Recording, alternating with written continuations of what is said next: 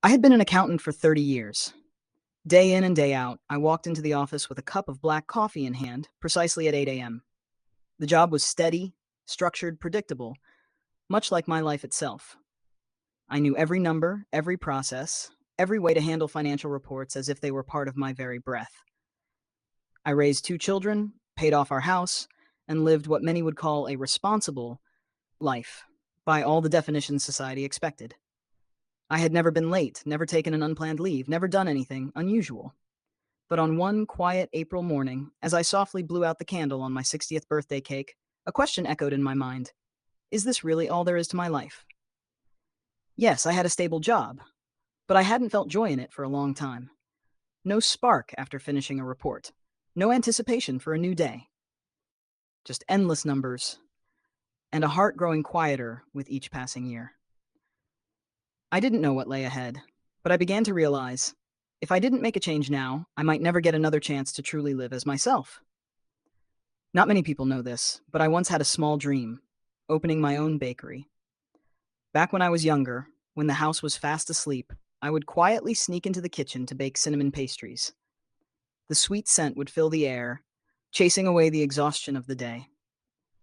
There was something deeply calming in kneading dough, sprinkling cinnamon, and watching the pastries rise, as if time paused inside that tiny kitchen. My lemon bread used to be my kids' favorite. Even now, as adults, every time they visit, they still ask, Dad, do you still make that cake from back then? I just smile and hide the bittersweet ache inside. Because that dream, so simple, so pure, had once been set aside for responsibility, bills, and endless, lifeless numbers. I used to think dreams were a luxury for the young. But at 60, in a now quiet house, the voice from deep within me grew louder than ever. It wasn't a faint whisper anymore. It was a call. And this time, I didn't turn away. I don't have much time left to keep dreaming, but I have enough time to live the dream I once abandoned.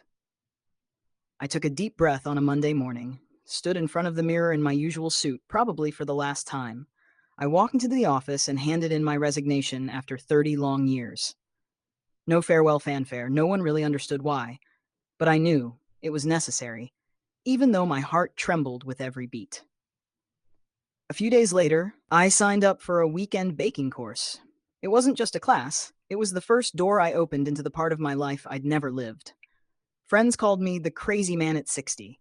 Some scoffed, starting over at this age, time to retire. But I simply replied, I'm starting over, because the fire in me isn't out yet.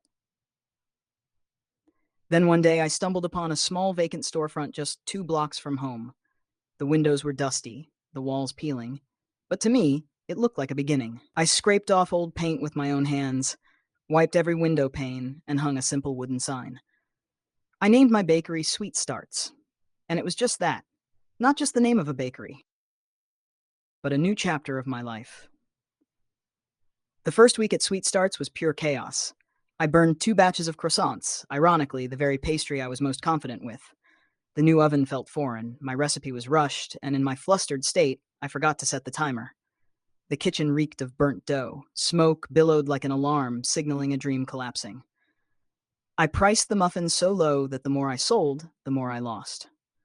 One night, after closing early due to an empty store, I sat on the kitchen floor, my head buried in my hands, tears falling quietly amid the lingering smell of butter and vanilla. I asked myself, did I make a mistake? But little by little, the magic began. A few customers returned, then a few more. They smiled, asked if I had anything new that day. One morning, an elderly woman picked up a lemon muffin and whispered, the last time I had a muffin this good, my grandmother was still alive. I choked up, my heart sank, and then suddenly felt warm. In that moment, I understood. I wasn't just selling pastries. I was offering memories, comfort, a bit of warmth in a rushed, weary world. It's been 2 years since I left behind the cold spreadsheets and stepped into an apron covered in flour. These days, my hands always smell like butter. My palms are rough from kneading dough every morning. Sometimes my knees ache from standing all day, but I have never felt this happy. Sweet Starts isn't just a little bakery tucked in a street corner.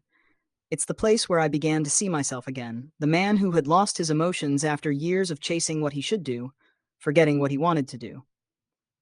Sometimes, Watching children laugh as they bite into warm cinnamon rolls, or elderly couples holding hands as they buy garlic toast, I feel my heart fill with something beautiful.